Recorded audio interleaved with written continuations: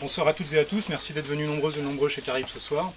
On est particulièrement heureux d'accueillir Jérôme Leroy, donc qui a été l'un des 3 premiers auteurs en fait, à être invité et à accepter notre invitation donc, chez Caribe en 2011, au moment de l'ouverture. On avait été particulièrement charmés de découvrir le bloc. Alors charmé, je ne sais pas si c'est le mot exact. Ouais, c'est ça. On va certainement débattre de ce genre de mots ce soir. Ça, voilà, oui. Et donc ce soir c'est pour l'Ange Gardien. Donc, ce qu'on vous propose, beaucoup d'entre vous connaissent Jérôme Leroy, peut-être que certaines ou certains ne le connaissent pas. On propose d'entrer dans le vif du sujet, donc de partir directement dans l'Ange Gardien, en essayant de faire attention de ne pas dévoiler des éléments clés de l'intrigue, ce qu'on appelle vulgairement entre nous parfois des spoilers. Parce qu'il y a quand même aussi beaucoup de suspense dans ce roman. Et ensuite, vous aurez aussi la parole. Nous, on a préparé des questions. Si vous en avez, il ne faudra pas hésiter pour parler de l'Ange Gardien, sans s'attaquer à des éléments d'intrigue. Donc, je le répète lourdement. Et puis sur tous les travaux et les textes qu'a fait Jérôme Leroy jusqu'ici, parce qu'il y en a beaucoup qu'on adore. Et qui sont également disponibles ce soir.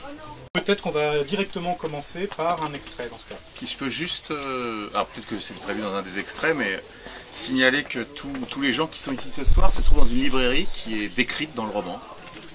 Voilà. Alors je ne sais pas s'il y a un extrait là-dessus. C'est vrai qu'on n'avait pas prévu de le mettre comme donc extrait. Voilà, mais... et donc vous êtes dans un des endroits du roman qui prouve bien qu'il a donc été écrit en 2011 et ici, puisqu'effectivement un des personnages, et pas des moindres, vient acheter ses livres ici.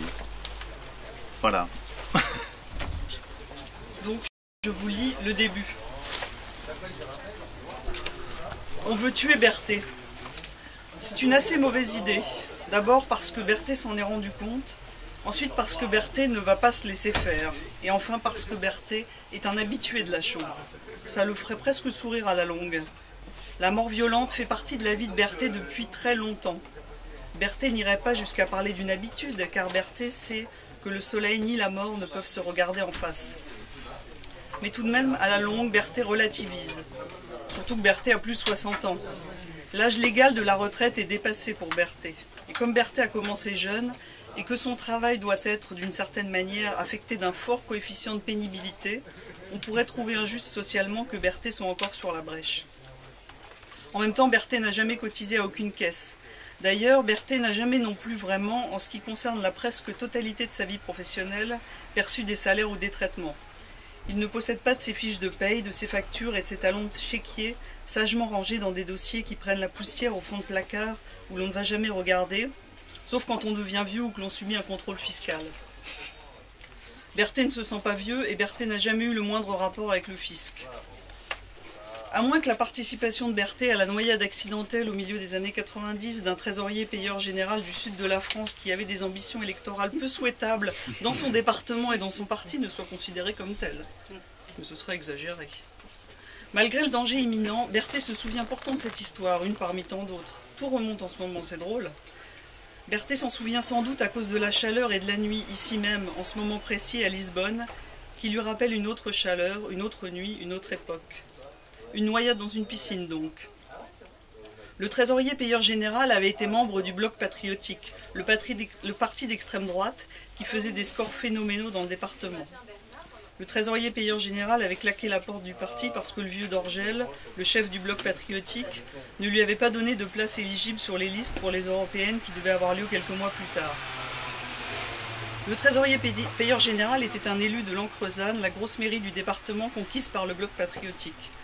Le trésorier payeur général était entré en dissidence dès qu'il avait su que Dorgel ne l'avait pas retenu comme putatif député européen.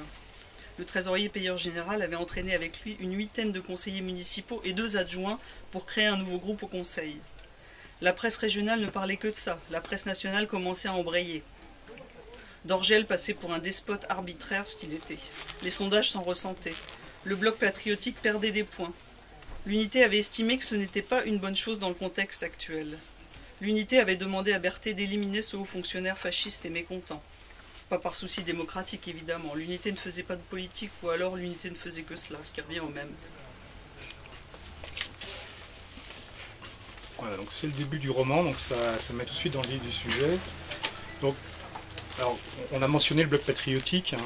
Donc ce roman, en fait, alors on peut utiliser un affreux anglicisme, pardon, mais c'est une sorte de préquel, en fait, du bloc.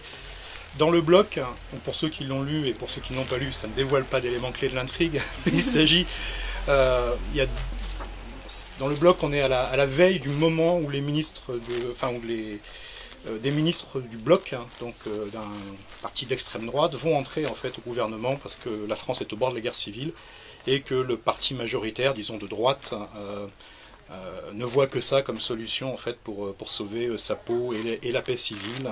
Ne parlons pas de la démocratie. Et donc dans le bloc, les deux personnages, qui sont les narrateurs, qui sont clés, sont un personnage d'écrivain engagé d'extrême droite, qui est le mari d'Agnès Dorgel, qui a été mentionné, donc qui est la présidente du bloc patriotique. Et l'autre personnage, qu'on retrouvera dans l'Ange Gardien, s'appelle Stanko, qui est un exécuteur des bases œuvres, c'est un peu l'exécuteur en chef des bases œuvres. Et le bloc raconte notamment la fuite de Stanko et tout ce que ça implique, parce qu'à ce moment de bascule gouvernementale, la droite a accepté de prendre l'extrême droite au gouvernement à condition que quelqu'un d'aussi peu reluisant que Stanko disparaisse, si possible définitivement, parce qu'il en sait beaucoup trop sur beaucoup trop de choses. Donc voilà. Et l'Ange Gardien, ça se passe donc des années avant, on n'en est pas là, enfin quoique, et les voix sont très différentes, puisque là on a 3 narrateurs, sur lesquels on va revenir. Donc il y en a un qui est Berthet. Donc Berthet, voilà, il a été décrit, on sent bien qu'il a un métier un peu particulier. Moi je trouve que c'est un des plus beaux portraits de tueur à gages d'État en fait qui existe dans la littérature, avec un humour assez extraordinaire dans son professionnalisme exacerbé. Il y a un deuxième narrateur qui est un écrivain qui se cherche un peu politiquement, humainement, amoureusement, qui écrit pour un site plutôt classé à droite, alors qu'il a une sensibilité plutôt de gauche. Alors, non, mais évidemment, c'est pas Jérôme Leroy. Non, ce serait pas un roman. Non, mais pour ceux qui sont familiers en fait du travail de Jérôme Leroy, il y a toujours des personnages qui empruntent des éléments plus ou moins massifs à l'auteur, mais c'est jamais bien entendu des copies, sinon ce serait assez terrifiant parfois. Oui, quand même, oui. Et il y a un troisième narrateur qui est un haut fonctionnaire entré en cabinet politique, plutôt sympathique, de gauche molle. Maintenant c'est un peu des pléonasmes. Oui, mais oui, c'est suivant le moment où on lit. Mais, et il y a un quatrième personnage, mais qui n'a jamais la parole, mais qui hante l'ensemble du livre, donc qui est une jeune secrétaire d'État en fait d'origine sénégalaise, toujours pour ce parti social-démocrate qui est au gouvernement, et qui donc va être confrontée à une machination politique, et on va découvrir des liens entre les personnages qui serait dommage de révéler trop à l'avance. Donc voilà, moi je ne souhaite pas en dire beaucoup plus sur l'intrigue. En tout cas c'est passionnant, ces personnages sont des porte-paroles ambigus et extrêmement subtils dans leur façon d'éclairer un côté des choses. Alors, il y en a un qui en sait beaucoup, évidemment, qui est Berthet, parce qu'être un tueur à gages un peu intelligent, ça permet de comprendre beaucoup de choses. Ce qui en dit long d'ailleurs aussi sur la démocratie, le fait que ce soit un poste d'observation privilégié d'être tueur à gages. Et donc je préférerais, si ça te convient Jérôme, qu'on passe directement à des questions, notamment par rapport au bloc, en sachant que très peu de gens normalement l'ont lu, le livre, ce soir, mais on reste soumis à l'envie de ne pas dire ce qui se passe en fait dans les choses. Donc mais d'en parler quand même. Voilà, donc c'est toujours un peu compliqué. Non, mais à propos de l'Ange Gardien, on peut rajouter quand même, parce que ça ne dévoile pas plus l'intrigue, c'est dans la 4e de Couve, qu'effectivement, tu as insisté sur la structure. Alors, je ne vais pas plomber par de la théologie, mais c'est un roman sur la Trinité. C'est parce qu'en fait, il y a 3 personnages, et il y a le Saint-Esprit qui tourne entre les 3, et c'est qu'on ne voit pas, c'est Cardiatou. Diop, donc la ministre, on ne voit jamais, mais effectivement, les 3 personnages sont chargés, chacun à leur manière, de raconter son histoire, parce que c'est aussi un livre sur comment raconter une histoire, et en l'occurrence une histoire qui m'intéresse, qui est celle de cette petite blague de quartier difficile, comme on dit aujourd'hui, qu'on suit de Roubaix, et qu'on suit comme ça sur 25 ans de sa vie, comment elle surmonte des déterminismes à l'aide d'un ange gardien qui est Berthet. Tout ça on peut encore le dire, et comment Joubert intervient plutôt pour raconter l'histoire, comment le secrétaire d'État fait le bilan de tout ça. Donc c'est en fait, voilà, c'est l'idée d'une forme de trinité, mais à savoir comment tous ces personnages se sont rencontrés, les liens, pourquoi d'un seul coup un type assez froid comme Berthet, très compétent, fait cette erreur énorme qui consiste à quasiment tomber amoureux de manière nabokovienne d'une jeune fille. Pourquoi il choisit un type à bout de course du milieu littéraire pour raconter son histoire, comment un secrétaire d'État récupère tout ça. Voilà, tout ça on peut le dire, mais c'est l'idée que c'est pour ça qu'il y a trois, effectivement. Le roman, en fait, au départ, pour être honnête, j'avais prévu de l'appeler 3. Tu en fais trop là? Non, je pense pas, parce que j'avais prévu de l'appeler 3. Et même Aurélien, je sais pas s'il est encore là, trouvait que c'était une bonne idée comme titre. En fait, quand j'ai dit je vais appeler mon roman 3, et que la première personne m'a dit mais 3 comment, le chiffre ou la guerre de 3 et tout, j'ai dit bon, il va falloir réfléchir à autre chose. Là, tout de suite c'est sûr que c'est pas bien parti, quoi. Voilà. Donc c'est pour ça que ça s'appelle l'ange gardien, en fait. Il y a aussi cette question qui est aussi une question qui est moins importante peut-être, mais qui irrigue toute la première partie. C'est par ça que ça commence, et on a voulu tuer Berthet. On s'aperçoit rapidement que c'était en effet une très mauvaise idée. Qui que ce soit ce il aurait mieux fait de se casser une jambe ce jour-là. Mais on va savoir pourquoi, en fait. Pourquoi on veut le tuer, finalement, ce Berthet qui a l'air... quand il n'est pas en mission, il a l'air assez placide et inoffensif dans le fond. Et pourtant, on veut l'éliminer. Oui, la preuve, il achète ses livres ici tranquillement, il lit de la poésie, c'est quand même un drôle de personnage, parce que il est à la fois tueur implacable, en même temps il a un côté dandy, il pourrait... L'un n'empêche pas l'autre. Voilà. Il adore la poésie, oui. Il rêve de se retirer à Lisbonne. Ouais. Oui, donc c'est un homme qui est plein de paradoxes. Non, mais je suis pas sûr, justement. Je pense que sa vraie cohérence, elle est là. C'est quelqu'un qui, contrairement à nous aujourd'hui, sait faire la part entre sa vie professionnelle et sa vie privée. Voilà, c'est-à-dire que c'est pas le même. Voilà. Alors, il y avait une petite question que j'avais, c'est justement dans le bloc. Donc c'est pas la même histoire, ça raconte, mais c'est sur un terrain politique qui est à quelques années d'écart, qui est le même, qui est un terrain contemporain à peine outré, et puis chaque semaine qui passe de moins en moins outré.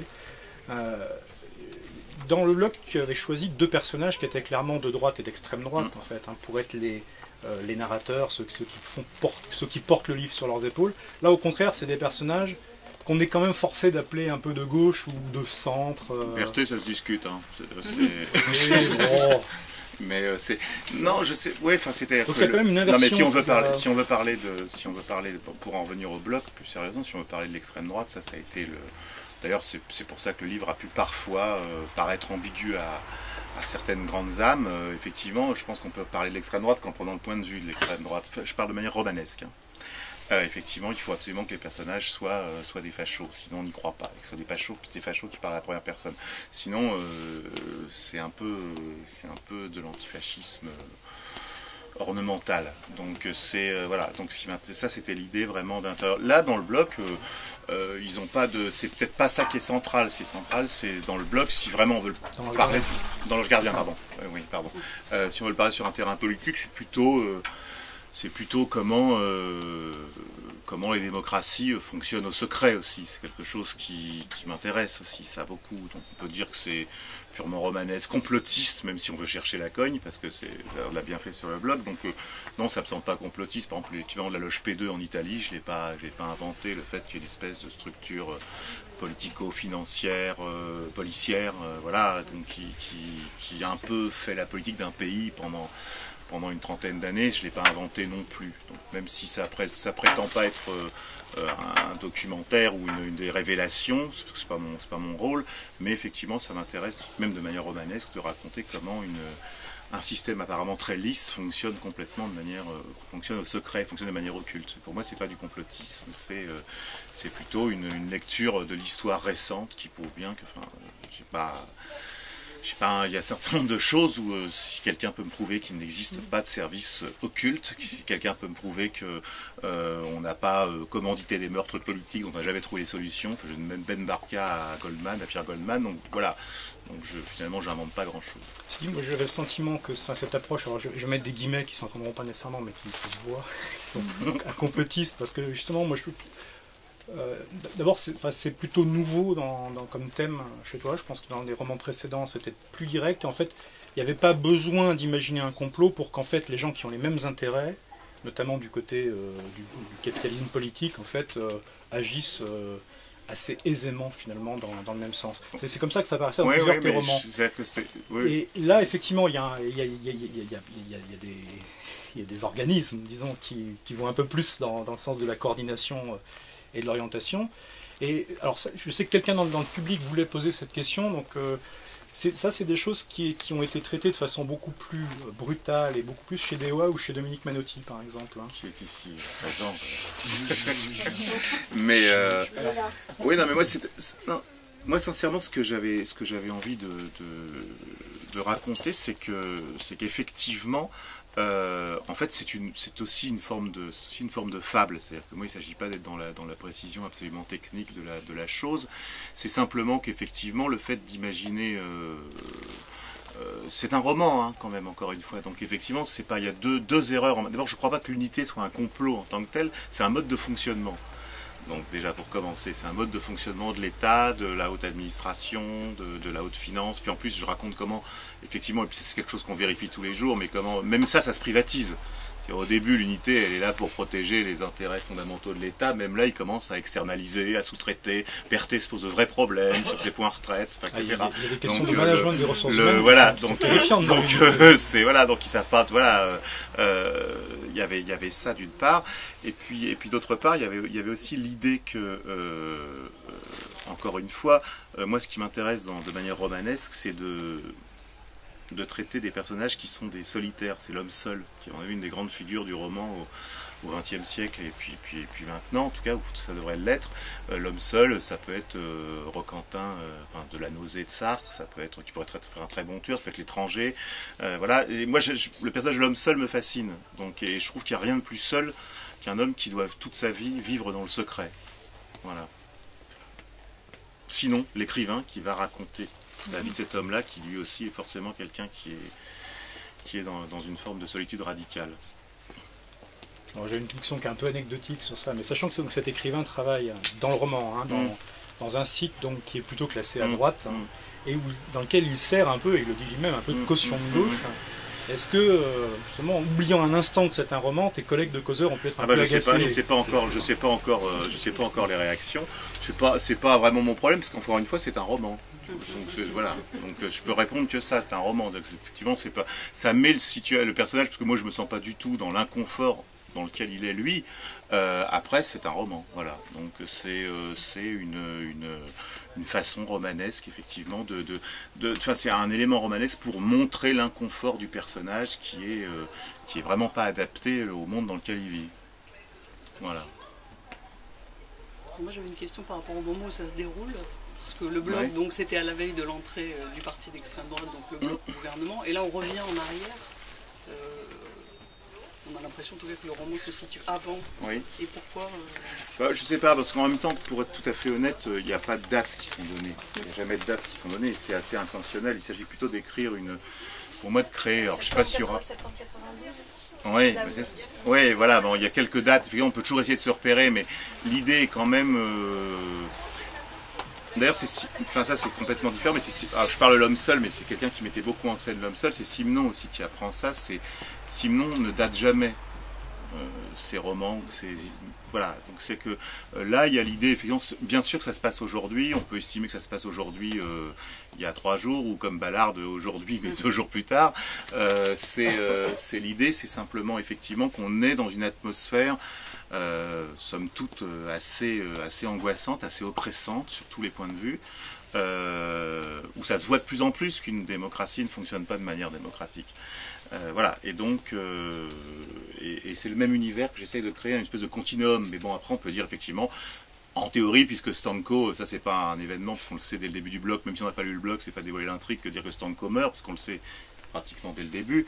Mais donc on le revoit vivant là, donc on peut en déduire que ça se passe avant. Mais bon, est-ce que c'est si important que ça? Je sais pas. Voilà. Il est presque plus gentil d'ailleurs, là, je trouve. Enfin, en même temps, ça c'est, je réponds au lecteur, c'est le problème, c'est quand même. Scène où il cassait quelque chose. C'est quand même, voilà, c'est quand même, il faut quand même rappeler que c'est un skin,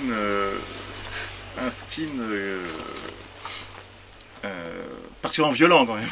Mais par rapport au bloc. Alors c'est sûr, il a des bonnes raisons et tout, parce que moi je suis un sale gauchiste qui est toujours dans la culture de l'excuse, donc même un type d'extrême droite, je peux te dire, s'il devient violent à ce point-là, ça la droite aime pas qu'on fasse ça, mais même moi, même pour un type d'extrême droite, je suis capable de le faire, c'est-à-dire finalement, il a des excuses ce pauvre garçon quand même, donc voilà, mais c'est uniquement ce que j'ai fait, donc c'est pas pour le rendre sympathique non plus. Non, j'allais pas jusque là quand même. Voilà, mais c'est plus sympathique que dans le bloc. Un C'est ce qui laisse de la méchant, marge. un méchant. Moi, je voulais savoir si tu avais hésité, quand tu avais terminé le blog, parce que là, tu te fais un petit peu en avant, et si tu avais hésité à te dire, bon, maintenant, ils sont arrivés, là, les ministres, ça y est, et d'aller plus loin. Ouais, alors j'y ai, mais j'y ai vraiment pensé. pensé. Après, et Exact, peut-être ouais. ça passera demain. Voilà, mais j'y ai vraiment Ça pensé. marche pas avec la droite. J'y ai vraiment pensé, mais là, je serais retourné à quelque chose qui n'est pas forcément ce que j'avais envie de faire, qui était plutôt de l'ordre du quasiment du roman d'anticipation, tu vois, proche. Je l'ai déjà fait, ça aussi. Puis après, c'est le genre de truc, ça par contre, c'est extrêmement vite démenti. En gros, ça y est, je les amène au pouvoir, qu'est-ce qu'ils font, etc. Bon, sur le blog, c'était limite, et quand même... oui, mais c'était sur le blog, finalement, qu'est-ce que j'ai fait? J'ai transposé en France, en dramatisant un peu, des choses qui s'est déjà passées dans des pays comme l'Autriche, voire comme l'Italie d'ailleurs, qui s'est déjà passé ces dernières années. Donc finalement, je ne vais pas tellement plus loin. Je dramatise les enjeux, mais je ne vais pas tellement plus loin. Si je commençais, j'y ai pensé, hein, ça faisait envie en plus, parce que mes personnages, je les avais bien, je les tenais bien, qu'est-ce qu'ils font et tout. Je trouvais que le fait qu'ils se terminent comme ça, avec le type qui, de manière assez minable, a laissé sacrifier son copain et reste, voilà, se retrouve... Bon, en rajouter, je sais pas si... Et en plus, je te dis, c'est vraiment le genre de choses, tu commences à décrire un gouvernement d'extrême droite qui a au pouvoir, tu racontes ce qu'il fait, et là, c'est le genre de truc qui peut être démenti enfin, c'est le roman qui vieillit en 30 secondes, c'était ça, voilà, montre en main. Parce qu'il suffit que pour une raison X, ça se passe pas... Enfin, voilà, ça aurait été une autre...